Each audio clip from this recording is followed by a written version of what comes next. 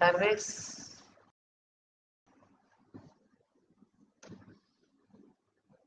Aquí Melina Bernfman transmitiendo una vez más. Voy a buscar un elemento que me va a ayudar a sostener mejor la cámara.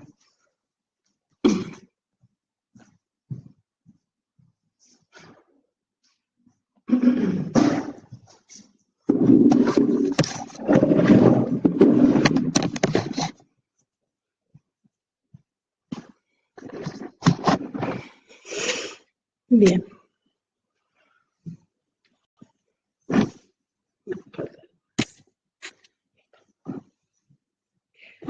Muy bien. Tengo que agacharme.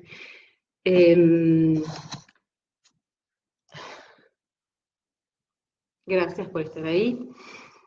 Y ojalá podamos todos aprender un poco de esto. El porteo fisiológico alude a la manera más esperable por parte del organismo, del bebé, digamos, reproducir durante el porteo la manera en la que el bebé necesita ser sostenido permanentemente. Reconozcamos que el porteo es necesario, es fisiológicamente necesario tanto para la mamá como para el niño, porque el bebé solo se siente tranquilo y regulado en contacto físico con su mamá, y la mamá además también, si tiene un bebé tranquilo, a su vez también va a estar tranquila y en paz y quizás pueda dedicarse a hacer alguna otra tarea como sobrevivir, ir al baño, tomar agua, cocinar es un lujo, en fin. Pero bueno, es indudable que el porteo es una necesidad, responde al apego y responde a la necesidad de exteriorgestación que tiene el bebé o que tenemos los humanos cuando somos bebés. Bien. Ayer alguien me preguntó, me dijo, bueno, pero ¿por qué tiene que ser vertical? Y para eso le tenemos que preguntar a la fisiología. La fisiología, recuerdo, o recordemos, significa la sabiduría del cuerpo. Es decir, lo que el cuerpo sabe, necesita hacer. A su vez la fisiología es sinónimo de salud. Cuanto más fisiológica es una experiencia, más saludable es. Cuanto menos fisiológica la experiencia, más riesgo se corre de llegarse o acercarse o instalarse en la patología, porque como la experiencia no es la necesaria o la esperable, se empiezan a desarrollar conductas adaptativas para poder ir a la fisiología, ¿sí? Por ejemplo, tomar leche de vaca no es una experiencia fisiológica para el ser humano, entonces ingresan al organismo unas proteínas que son indecodificables para el organismo y el organismo se las saca de encima envolviéndolas con moco. Entonces, resulta que los bebés o las personas que toman quizás mucha leche de vaca o que son muy sensibles a esas proteínas, viven llenas de moco, y el moco en realidad es una conducta adaptativa de su fisiología para que podamos leer adecuadamente ese síntoma y podamos volver al caudal de la salud. Entonces, cuando un bebé es muy pequeñito, tengo 3 bebés, este es tipo tamaño recién nacido. Cuando el bebé es muy pequeñito, o más chiquitito todavía, a ver, bueno, acá tengo uno que es más bien tamaño recién nacido, pero que es como muy de juguete, y este es bastante más parecido a un bebé. Pero cuando el bebé es muy pequeñito, si bien tiene un esqueleto, si bien tiene musculatura, ni los músculos lo mueven voluntariamente, ni el esqueleto lo sostiene. El esqueleto es un esqueleto blando, es un esqueleto que acaba de salir de un medio líquido y tiene el nivel de osificación del esqueleto de un pez. Es un esqueleto flexible y que justamente a partir de que recibe la información de la fuerza de la gravedad, empieza a activarse la osificación. La osificación es un proceso que tenemos que comprender muy bien para no arruinarlo, para no interferir, como cualquier proceso fisiológico, cuando no lo entendemos y lo interferimos, como por ejemplo el parto, terminamos a veces arruinándolo o produciendo nuevamente conductas adaptativas. El proceso de osificación es estoy buscando, bueno, vamos a hacer de cuenta que esto es un hueso, ¿no? Un hueso que está en proceso de osificación. Si lo miramos así, o así, tiene como un hueso largo, el hueso del fémur. Tiene un huequito por donde está la médula ósea, todo lo que es alrededor es hueso. Bien. Esos huesos, ese hueso en realidad, lo voy a dibujar.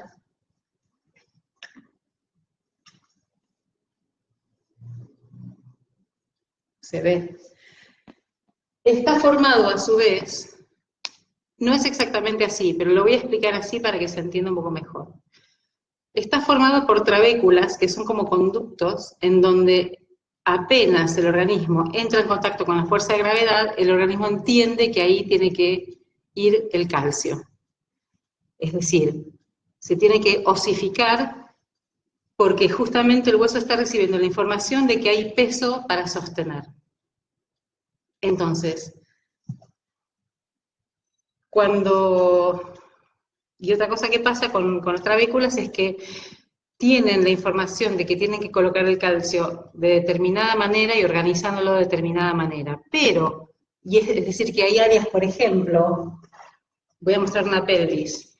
En la pelvis hay áreas, estoy viendo cómo se ve mejor, en donde se tiene que transmitir la fuerza de gravedad, o la fuerza de sostén, mejor dicho, desde la columna hacia el fémur y se subdivide la fuerza hacia uno y hacia otro, y acá se produce como la gran concentración de sostén, y es donde hay más concentración de calcio, y en el fémur también hay lugares que tienen como más concentración de trabéculas, y se llaman líneas de fuerza.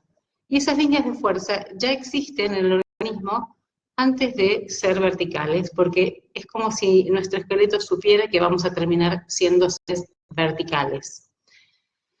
Pero cuando nacemos, como dije antes, ningún hueso es capaz de sostener, y entonces alguien me preguntó, ¿por qué el bebé tiene que ir horizontal? Y yo le voy a responder. Esto es una hipótesis que no tenemos que poner en práctica, pero con un muñeco sí lo podemos hacer. Imaginemos que yo voy a colocar un bebé vertical o sentado, un bebé chiquitito, que todavía no se sienta por sí mismo, y le voy a decir, bueno, te pongo sentado, sostenete. No se quedó sentado. Bueno, te paro, sostenete. No quedó parado. Esto, si lo leemos bajo la ley de la causa y el efecto, significa que si el bebé no puede quedar vertical, entonces tampoco deberíamos colocarlo vertical, porque su estructura no está preparada para esa experiencia. Y la experiencia externa de sostén, a través de lo que no voy a portear en este momento, pero voy a sostener a un bebé con las piernitas en ranita, ¿sí? Con todo lo que dicen algunas personas, como tiene que ir el bebé sostenido, sigue estando vertical. Y sigue forzando la columna a sostener, sobre todo, el peso descomunal de la cabeza, que es proporcionalmente 3:1 en el bebé, cuando en el adulto es 7:1. De hecho, lo que más pesa en un bebé es su cabeza, y es lo primero que tiene que ir sostenido. Es donde está su fuerza su centro de gravedad. Es verdad que durante el porteo horizontal hay que tener en cuenta que exista distancia entre el mentón y el pecho del bebé, y de hecho hay algunos dispositivos de porteo horizontal que son inadecuados porque lo colocan en esta posición tipo banana, en donde es verdad que en esas circunstancias, wow, estoy moviendo todo, han habido situaciones de asfixia y eso no debería ocurrir. O sea, eso es un porteo horizontal mal llevado a cabo. Un porteo horizontal es un porteo en donde el bebé va horizontal, ¿sí? En donde su experiencia es exactamente igual a como si estuviese apoyado en una superficie plana. Otra de las cosas que ocurren con el porteo vertical, o cuando, ni siquiera porteo, cuando el bebé está sistemáticamente sostenido en posición vertical, es que su cráneo está apoyado, estoy buscando el cráneo pero no lo traje, está apoyado en la primera vértebra que es el atlas. El atlas, esto es una vértebra, no humana, pero tiene un lindo tamaño y podemos entender cómo es una vértebra. Las vértebras, todas, menos el atlas, tienen un cuerpo vertebral y tienen estas apófisis, que son las que van por detrás. Si yo voy a mostrarles una columna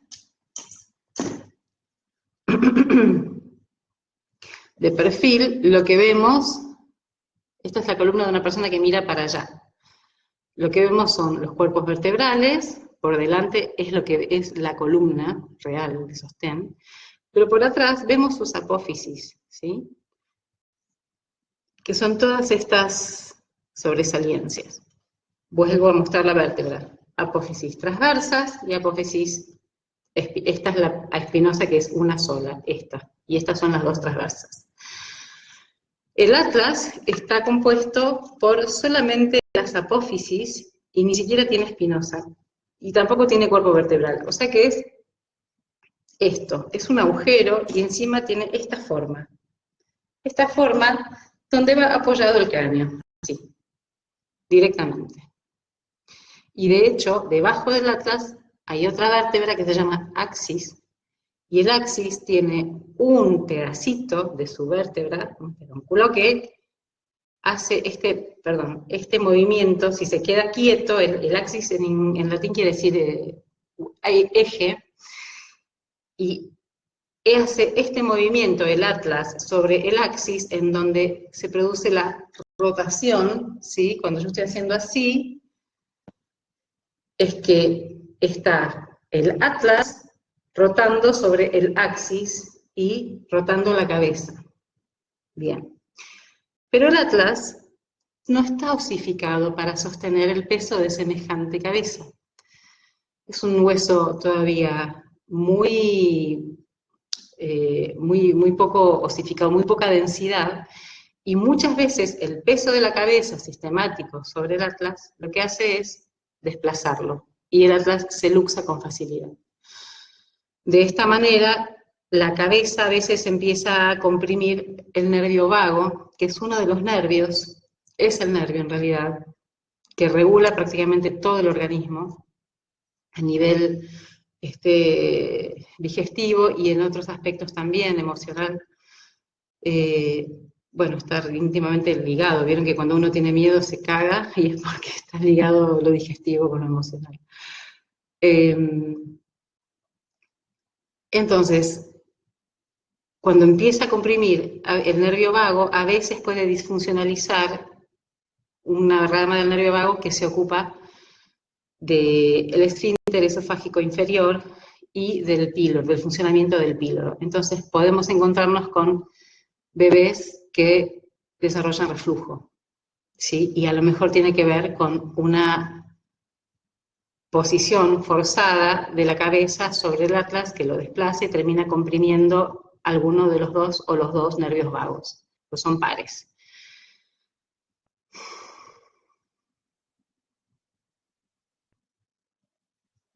Acá, de esto me acaban de preguntar algo que yo quería hablar y le agradezco mucho la pregunta. Dicen, algunos argumentan sobre el porteo vertical que en realidad en un recién nacido la tela estaría soportando el peso de la cabeza y no el atlas. ¿Esto será posible? Te consulto porque es un argumento que leí. Yo también leí ese argumento y vamos a apelar. Yo no soy muy buena en física copernicana, pero algo básico sé, y es que en la fuerza de la gravedad las cosas, el peso se transmite de arriba hacia abajo, no de arriba hacia atrás. Entonces, si el bebé está así, o lo voy a poner en estos términos, si esta es la cabeza y este es el atlas, el atlas le pesa, la cabeza le pesa al atlas. Aunque yo ponga una tela, la tela va a impedir que la cabeza se vaya para atrás o que se bambolee, pero sigue comprimiendo el atlas. No es que la cabeza está apoyada o toca el atlas, perdón, que la cabeza está tocando el atlas. La cabeza le pesa al atlas. El atlas está forzado a sostener semejante cabeza constantemente. Entonces, sí se produce una alteración que a su vez produce algún tipo de conducta adaptativa. Cuando también dicen que sostiene la columna punto por punto, ¿sí?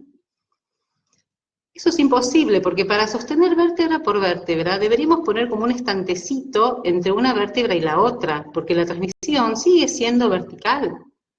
Y la tela está detrás, la tela evita que el bebé se vaya para atrás, que se desarme, que se vaya para un lado, para el otro. El bebé, la tela mantiene al bebé en una posición fija,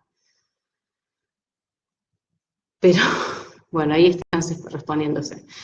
Pero la tela no impide la transmisión de la fuerza de gravedad de manera totalmente transversal y vertical. Esto es imposible, a menos que interfiramos, ¿sí?, entre vértebra y vértebra. Lo cual no se hace, no se produce con el porteo. Y otra cosa que pasa también, y a raíz de no solamente de la compresión del nervio vago, sino de la compresión de los órganos, es que un bebé, al estar siendo porteado, ¿sí?, obviamente está en esta posición, la pelvis está en esta posición. ¿Cómo lo muestro? A ver. Está en esta posición, lo cual es muy saludable para la articulación coxofemoral, ¿sí? Esto, para la articulación coxofemoral, es lo más saludable que le puede pasar porque es donde mete más la cabeza del fémur en el acetábulo, sin duda. Perfecto. Pero tratemos de mirar todo, y entonces cuando un bebé está siendo porteado, en esta posición, con el respeto por sus articulaciones coxofemorales, también, no solamente la cabeza, sino todos los órganos, todo le pesa a la pelvis. Y la pelvis, una vez más, está colocada en situación de tener que sostener un peso para el cual no está preparada, porque la pelvis en los bebés no está formada como esta pelvis, que es sólida. La pelvis en los bebés cada hueso coxal está dividido en tres: en el ilion, en el pubis y en el isquion, y están unidos por ramas que todavía son cartilaginosas. Entonces, cualquier situación de verticalización forzada, si el bebé está así, o si el bebé está asá, y además, perdón, el sacro también está formado por 5 vértebras que están separadas, que todavía no se han osificado. Por lo tanto, pero además están en plena osificación, permanente y constante, y van a poner más calcio donde reciban más peso. Por lo tanto, es como si se estuviese fraguando esta posición, y tiene, o sea, se corre el riesgo de que esté o para un lado o para el otro, y que esto, entonces, de alguna manera, produzca una osificación irregular o despareja, totalmente diferente de la que recibiría un bebé estando en posición horizontal, ¿sí? Y además, lo último que voy a agregar es termino con lo de la pelvis y explico que lo que se observan en bebés verticalizados con mucha frecuencia es que tienen más reflujo y además más cólicos, lo cual es totalmente lógico porque, como dije antes, el peso y todo, los órganos están más comprimidos y no tiene nada que ver la experiencia con estar en posición horizontal, en donde cada parte está ocupando su propio lugar y nadie está empujando a nadie, o nada está empujando a nada. Y lo último que iba a decir es que también dije antes como que se está fraguando esta posición, y lo que veo en bebés que tienen una posición me refiero a, digamos, de porteo, muy fija, muy poco variable, donde tienen poco piso, es esta tendencia a quedar con las piernas muy separadas, no las pueden juntar, no pueden gatear. Cuando se ponen a gatear se les separan así, y abrir, se les quedan así, ¿sí? No pueden llegar a ponerlas paralelas, quedan como medio despatarraditos, así. Y les cuesta muchísimo juntarlas. A veces logran juntarlas y a veces más o menos. Entonces, otra cosa más. Me meto en el mundo reflujo, pero está aparejado. El reflujo tiene dos causas, una mecánica y una química. Puede tener más, pero básicas, como las más observadas, son estas, una mecánica y una química. La mecánica es cuando, o mejor dicho, la química es cuando, por ejemplo, la madre consume muchos lácteos y el bebé es muy sensible a las proteínas de la leche vacuna y entonces rechaza esa sustancia. O el bebé es alimentado con lácteos también, a veces. Las proteínas de la leche de vaca pasan por la leche materna. Y la mecánica es cuando, como dije antes, la cabeza del bebé comprime el atlas se desplaza, se luxa. Hay una especialidad de la osteopatía que existe en Europa, acá no, que es la atlasología. Son como especialistas en regular el atlas, ¿sí? Y saben mucho de esto. Y lo que suelen indicar cuando el bebé ya tiene reflujo es que lo pongan vertical, para evitar el síntoma, porque es como que el bebé regurgita con facilidad. Pero la verdad que lo que yo suelo recomendar es restaurar la posición del atlas, para eso ir a un osteópata que sepa del tema, y luego respetar la posición horizontal, ¿sí? Para que no se le vuelva a desplazar. Así que bueno, esto es lo que yo tenía para agregar. Lo que puedo recomendar cuando hay un bebé que estuvo mucho tiempo o está muchas horas, o ya está tan condicionado que no acepta otra posición, que no sea la vertical, ya hay un video de esto, es que la cabecita esté en lo posible apoyada en el hombro, y no que la cabeza esté apoyada en el bebé. Esto se nota mucho porque el bebé se queda sin cuello, ¿viste? Se queda con las orejas al lado de los hombros. Eso es señal de que la cabeza está pesando y está afectando. Y también mucho piso, o sea, tratar de alternar entre el porteo y el suelo, cosa de que el bebé pueda desarmar toda esa conducta antigravitatoria, toda esa tensión que desarrolla cuando está en una posición antifisiológica, ¿no? Entonces desarrolla como conductas adaptativas. Bueno, es lo que tengo para aportar, espero que sirva. La verdad que mi intención no es discutir ni nada, es distribuir o compartir lo que sé, y después cada uno o cada una va a elegir lo que le parezca. Pero me parece que es importante aportar desde la evidencia científica y desde la ciencia. Entonces, no se puede decir que una tela sostiene punto por punto, porque para que la sostenga tiene que estar entre vértebra y vértebra. Si está detrás de la columna, la sostiene para que no se vaya para atrás o para un costado, pero la columna sigue sosteniendo su propio peso y estando forzada a esa experiencia que es antifisiológica para ese momento. ¿Cuándo se puede hacer? Gracias, me felicitan por la explicación. ¿Cuándo se puede verticalizar un bebé? Cuando el bebé se verticaliza, así de simple. Si somos fisiologistas, seguimos y acompañamos el desarrollo, no lo imponemos ni lo forzamos. Bueno, muchas gracias. Y ahora no sé cómo termina.